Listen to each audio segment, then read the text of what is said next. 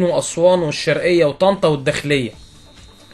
شايف مين اللي عنده خطورة أكبر من الخمس فرق دول؟ يعني مين التلاتة اللي نقدر نقول إن هما لأ ده انتوا خلي بالكوا الدنيا خطر جدا؟ النصر، التعدين، أسوان، الشرقية، هو الترتيب اللي موجود. أنا لأ، أنا بقول لأ، أنا أقول لك أنا حاسس بمين؟ نصر، التعدين، وأسوان، والداخلية. بس الداخلية لحق نفسه بأشرف اسم. أنا شايف إن الداخلية موقفها أخطر من الشرقية، رغم إن الداخلية 9 نقاط والشرقية 7. يعني بص هتلاقي احنا الثلاثه مقتنعين ان طنطا مش هتنزل.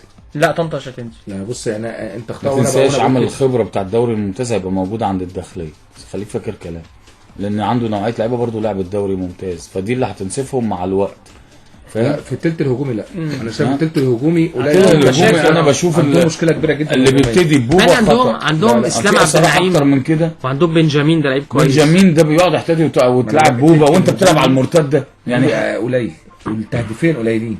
ما دي بقى خبرات اجوجو قليله، خبرات عبد الرحمن السويسي قليله. لما تيجي تتكلم على هو ده بقى الثلث الهجومي كريم في بوبا الى حد ما. انا في اخطاء في التشكيل. انا فرقه بلعب على الهجمه المرتده، عندي بنجامين سريع وقوي، انه اللي ينجح الطريقه اللي بلعب بيها؟ بوبا اللي واقف ثابت ولا اللعيب السريع اللي بيندفع من الخلف الامام؟ فبالتالي بتلاقي قاعد احتياطي.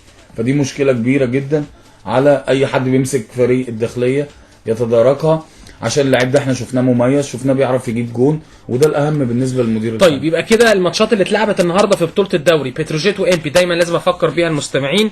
بتروجيت وامبي 1-1، الانتاج الحربي فاز على الشرقيه 3-0، والمصري كسب اسوان 3-1. دي ماتشات النهارده.